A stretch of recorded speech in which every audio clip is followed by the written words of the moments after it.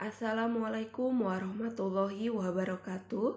Halo siswa-siswi baru angkatan 2020-2021. Bu Dwi ucapkan selamat datang di SMA Negeri 5 Kabupaten Tangerang. Pada masa pengenalan lingkungan siswa tahun ini sangat berbeda dari tahun sebelumnya. Jika pada tahun sebelumnya kita dapat bertemu langsung di sekolah, namun tahun ini kita bertemu secara online. Mudah-mudahan tidak mengurangi manfaat dalam berkegiatan. Pada video ini, Bu Dwi akan sedikit sharing tentang pengurus OSIS. Mohon izin Bu Dwi tampilkan biodata diri secara singkat. Karena saat KBM online, selain portal DIK sebagai media utama KBM online, Bu Dwi akan menggunakan media sosial seperti YouTube, Instagram, bahkan WhatsApp untuk mendukung kegiatan belajar kita.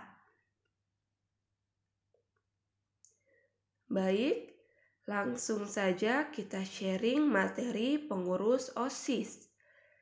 Tentu sejak di SMP kalian sudah mengenal OSIS. Namun sebelum itu kita bahas sedikit tentang MPK. Kenapa kita harus kenal dengan MPK? Karena MPK menjadi salah satu media kita untuk menyampaikan ide. MPK itu Majelis Perwakilan Kelas. Artinya, di kelas ada siswa yang dipilih sebagai perwakilan kelasnya. Misalkan, perwakilan kelas A, kelas B, kelas C, dan seterusnya. Kenapa sih harus ada MPK? Sekarang gini, saat kita di lingkungan sekolah, murid diawasi guru, guru diawasi kepala sekolah, dan seterusnya. Lalu, OSIS siapa yang mengawasi? Nah, hadirlah MPK untuk menjawab pertanyaan tersebut. Lalu, bagaimana cara kerjanya? Setiap warga kelas, maksudnya di sini, siswa di kelas menyampaikan ide atau aspirasinya ke perwakilan kelas. Ide tersebut dibawa dalam majelis perwakilan kelas. Kemudian, MPK mengusulkan ke pengurus OSIS dan membahasnya dalam rapat pleno untuk dijadikan program kerja dan diajukan ke pembina OSIS. Selain mengawasi anak OSIS, tugas MPK itu ngapain aja sih gitu ya? Ada mengawasi, mengevaluasi, menyeleksi, sampai tugas tambahan lainnya. Bisa dilihat pada slide yang ditampilkan.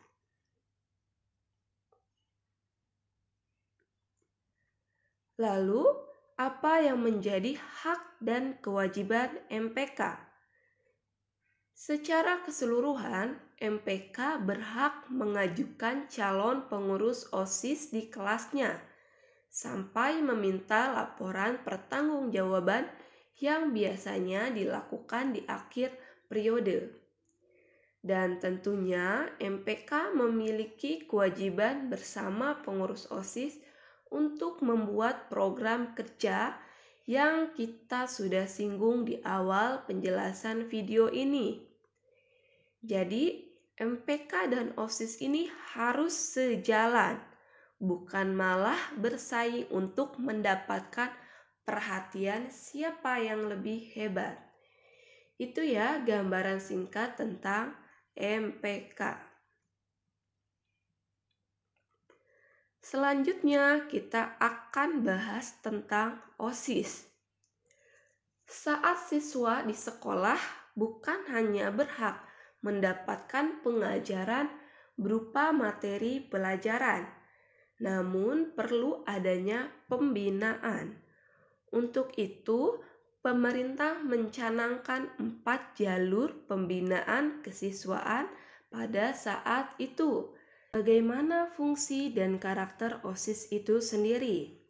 Pertama, OSIS sebagai wadah atau tempat kegiatan siswa. Artinya, sekolah memfasilitasi kegiatan siswa. Kedua, OSIS menjadi motivasi.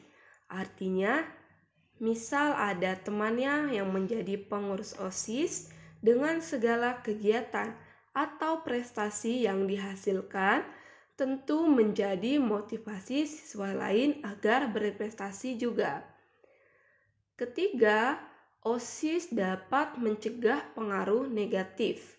Dengan mengikuti kegiatan OSIS, tentu banyak sekali hal positif yang bisa dilakukan, dan kegiatan tersebut mengalihkan kegiatan kita dari pengaruh negatif.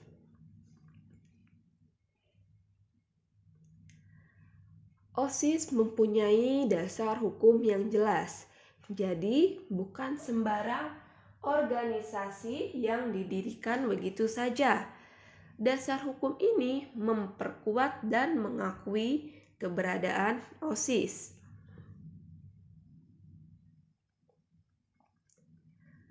Setiap organisasi yang didirikan tentu punya tujuan. Begitupun dengan OSIS yang secara umum bertujuan mengembangkan potensi dalam diri siswa. Misalnya, saat menjadi pengurus OSIS, nggak menutup kemungkinan terjadi masalah. Saat terjadi hal demikian, kita dituntut untuk menyelesaikan masalah dengan tepat. Proses inilah yang disadari atau tidak disadari akan menjadi bekal kita di kemudian hari. Banyak yang bilang, ngapain sih ikut OSIS, capek-capek ngurusin ini itu? Gak perlu diambil pusing, tetap fokus pada tujuan ya. OSIS bukan organisasi yang berdiri begitu saja. Tentu mempunyai perangkat seperti perwakilan kelas atau MPK, OSIS itu sendiri, dan pembina OSIS.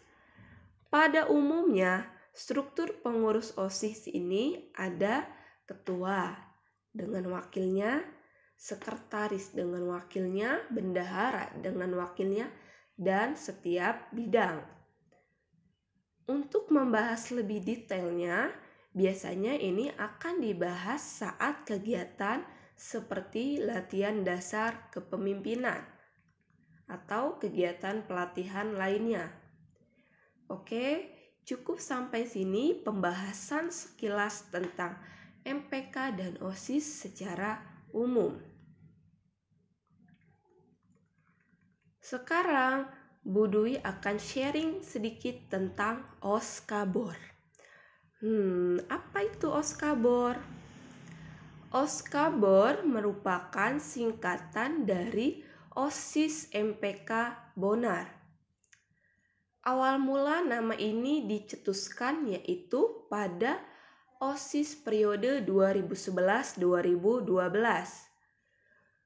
Untuk lebih diingat dengan siswa atau sekolah lain, pengurus OSIS saat itu berinisiatif menamakan dirinya Obor sebagai pengurus OSIS Bonar dan Oskabor sebagai OSIS MPK Bonar.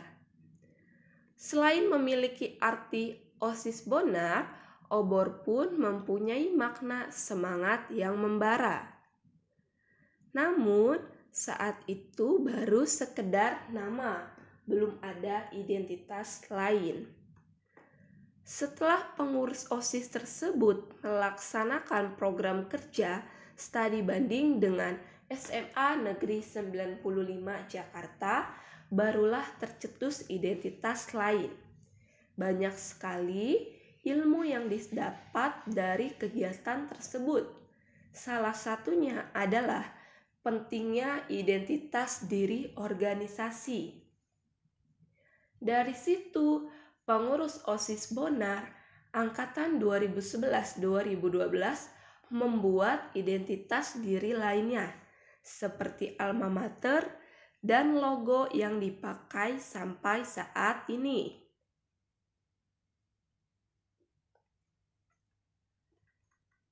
Saat ini kalian belum bertemu dengan kakak-kakak MPK dan OSIS maupun ekskul secara langsung.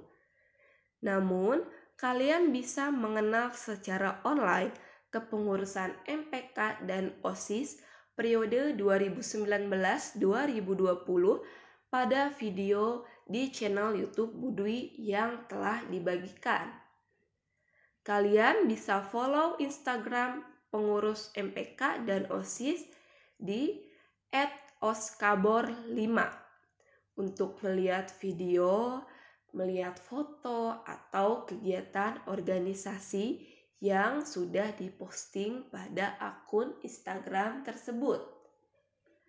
Di akun Instagram OSIS, kalian bisa juga nih kepoin akun Instagram ekskul lainnya yang ada di SMA Negeri 5 Kabupaten Tangerang. Misalkan ingin kepo tentang paduan suara, kalian bisa kepoin akun Doremi Choir. Dan seterusnya ya, kalian bisa lihat sendiri di akun tersebut. Diharapkan setelah menyimak materi ini, kalian mendapatkan gambaran umum tentang MPK dan OSIS, khususnya tentang Oskabor. Walaupun hanya melihat secara online, mudah-mudahan setelah ini kalian tetap bisa menentukan kegiatan apa yang akan kalian pilih selama menjadi SMA Negeri 5 Kabupaten Tangerang. Misalkan ingin ikut ekskul paduan suara, ikut ekskul paskibra, ikut ekskul tari, dan ekskul lainnya. Kalian bisa hubungi secara virtual dengan kakak-kakak ekskul. Untuk melihat materi MPLS atau kegiatan lainnya, kalian bisa akses link sesuai yang pemateri berikan. Oke, sampai sini. Semangat dan tetap jaga kesehatan. Sampai jumpa di KBM Online. Terima kasih, semoga bermanfaat. Wassalamualaikum warahmatullahi wabarakatuh.